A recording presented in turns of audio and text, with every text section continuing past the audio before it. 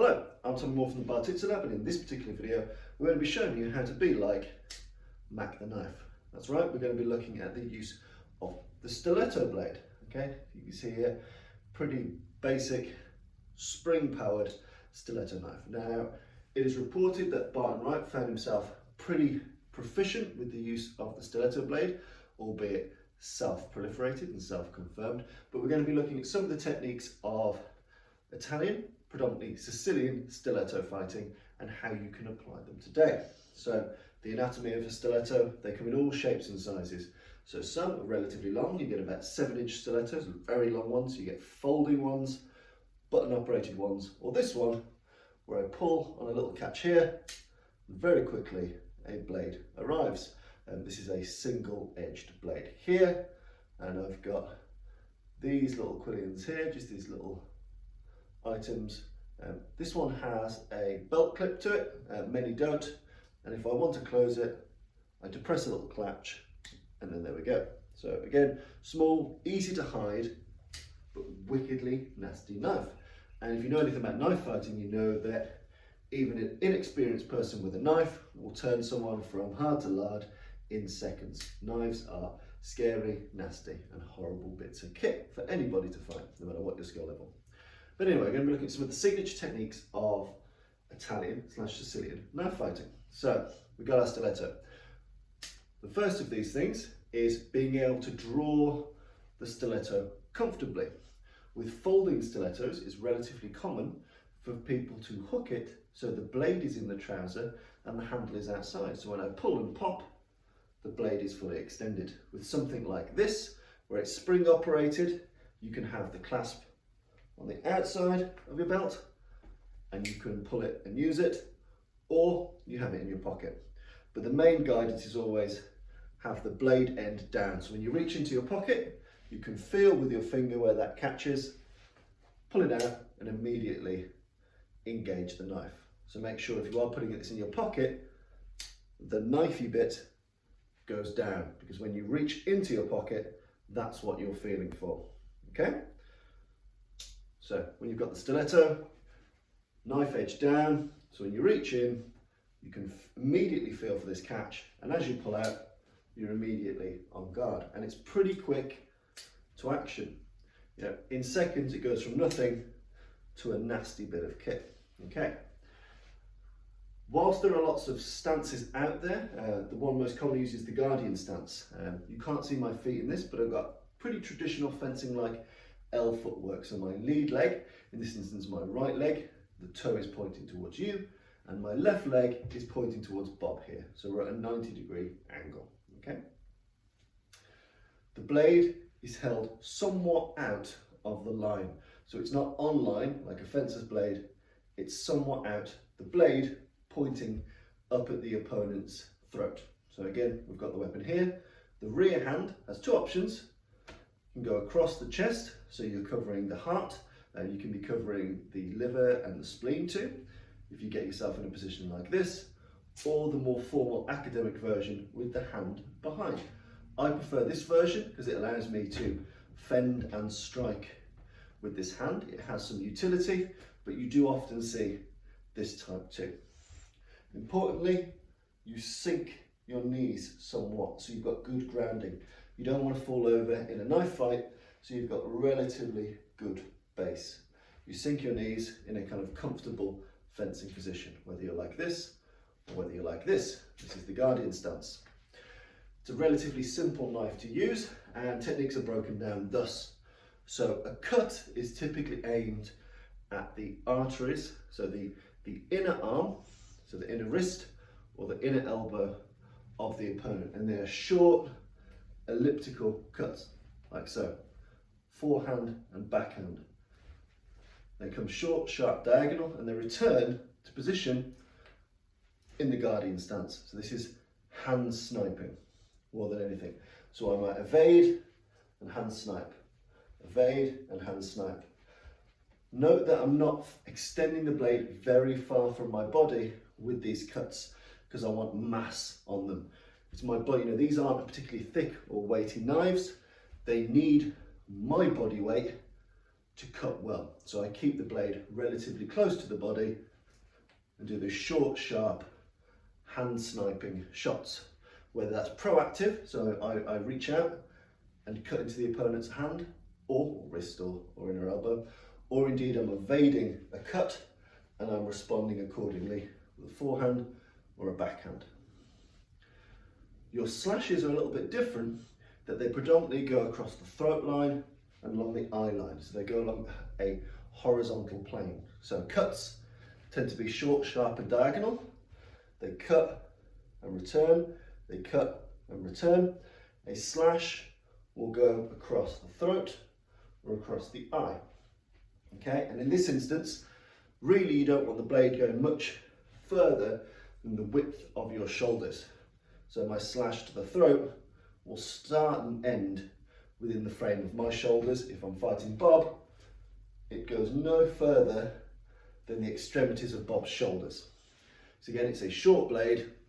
I want to be able to get it back on point, on guard, as quickly as possible. So you lunge and you strike, you lunge and you strike. Yeah. So this is the slash. Going towards the eyes, because that gets people to move, moves people off balance.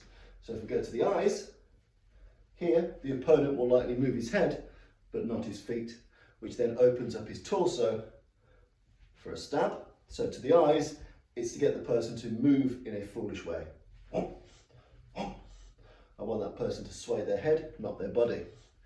If we're slashing to the throat, we do mean this cut in earnest. So again, we're aiming to get across the windpipe or an angle across one of the carotid arteries. From here, so eyes to get them to move, throat to get them to die. Rather brutal, but this is Sicilian knife fighting. A lot of this is about codes of honour, dueling, dueling to first blood, dueling to the death. It's a nasty old bit of kit, it's the stiletto, and it can cause some carnage. So again, your cut is short, sharp, diagonal and cylindrical, sniping the hand. The slash is staying within the box of the shoulders, going to the throat for a final blow, to the eyes to get the opponent to move in a way which is conducive to my next move. You've then got your thrust. Now your thrust typically does not extend very far from the body. So we're going for a short, sharp thrust here. So the elbow doesn't travel far beyond the body. There's a reason for that, is because we've got a secondary thrust called the lunge. In this thrust, we're taking an opportunity. So we're mid-knife fight, I see the opportunity to get to the throat. I'm doing a short, sharp, not hugely committal stab here. So again, we're not overextending, we're keeping on balance, because if the opponent's got a knife, we don't want to overcommit too soon. So mid slash, if I see the opportunity to thrust, it's the short, sharp thrust. And sometimes you'll see exponents thrust, twist and return, but in reality, because of a knife like this, because of how wickedly sharp it is, how optimized it is for thrusting, it's a relatively quick in-out puncture. Then you've got the lunge. So we're from a fencing system here. So from our guardian stance, whatever that may be, in the lunge, it's a longer range gambit. So we bend our front knee and we extend the line.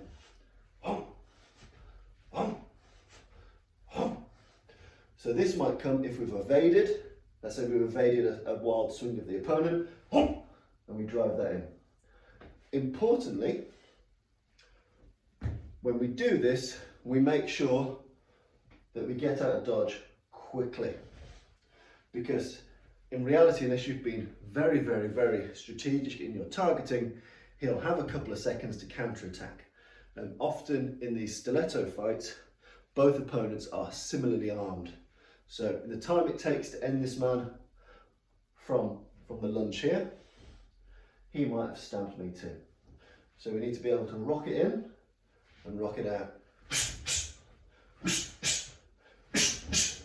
So the lunge there allows me to stab and retract and get to a point of safety, or a relative point of safety. So the thrust happens at any time where the opportunity is spotted. The lunge, once we've got it in, we come back out. And there's a lot of 1, 2, 3 motions in Italian stiletto fencing, in that I will lunge, I'll retract, knowing that he will cut again, and then I'll lunge again. So it's lunge, defend or retreat, lunge again. And those kind of 1, 2, 3 drills are very, very prevalent. So it might be cut, return, lunge. 1, 2. Cut, 1, 2. Cut, 1, 2. You can have slash, defend, thrust. Slash, defend, thrust. Slash, defend, thrust. So you've got all these different options to play with, but they often operate on the rhythm that as soon as something makes contact, get out of the way, because someone will likely respond, and then follow through with your secondary and hopefully your final attack. So there's lots of usage for this type of attack. Now you've also got the notion of Quattro Ochi.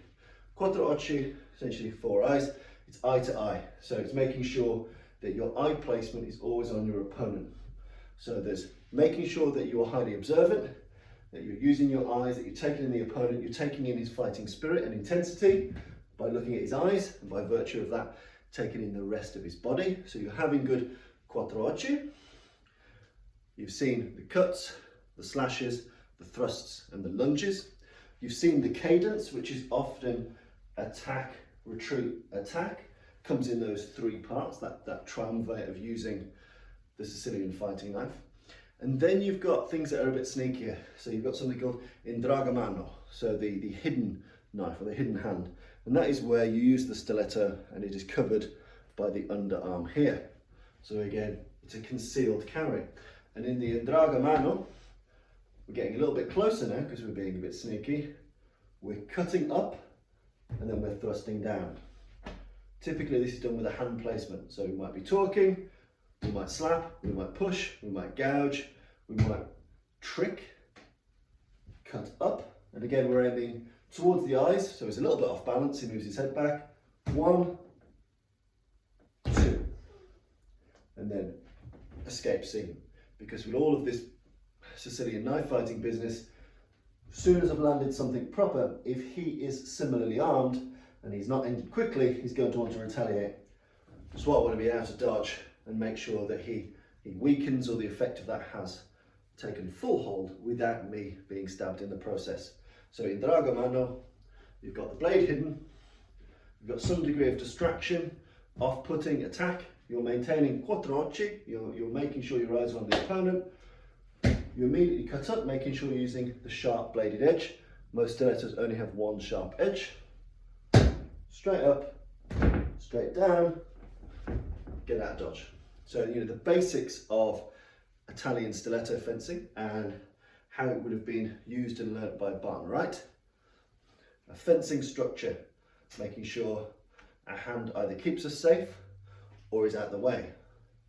Short, sharp cuts to things that make sense for a non-heavy cutting tool, which is arterial points. Being able to use slashes in a way that makes sense, so backhand and forehand slashes that don't leave the frame of the human and either go somewhere very important or go somewhere that moves the opponent. You've got your short, sharp thrusts, which are weapons of opportunity. So as we move, I see that little window, I take it. And you've got your longer lunge-based attacks, but making sure that you always withdraw to a position of safety, and combinations which follow the rhythm of 1, 2, 3. Attack, remove yourself, attack. Attack, remove yourself, attack. So that ensures that you don't end up with a ubiquitous double hit. I stab you and you stab me. Even if I stab you first, you might stab me somewhere more final. So again, making sure that we attack, we're out of dodge, and if the opportunity allows, we go in for 1 final. The use of Quattro Ochi, keeping your eyes on the opponent, using the Indragamano, the hidden knife, the hidden hand, up, down, and get yourself out of the situation. It's not a nice weapon, it's a gang weapon, it's a historical weapon, but its usage is something you can pick up with any knife anywhere in the world that you see today. The stiletto, it's a nasty bit of kit, but one of the weapons that Barton Wright said he was familiar with. So it's an interesting bladed tool for you to explore, play with, and understand some of the principles, and understand some of the fascinating history about it, how it's used and how it's used in affairs of honour and duelling and self-defence. It's quite an interesting bit of kit. So take the time to research it and have a play.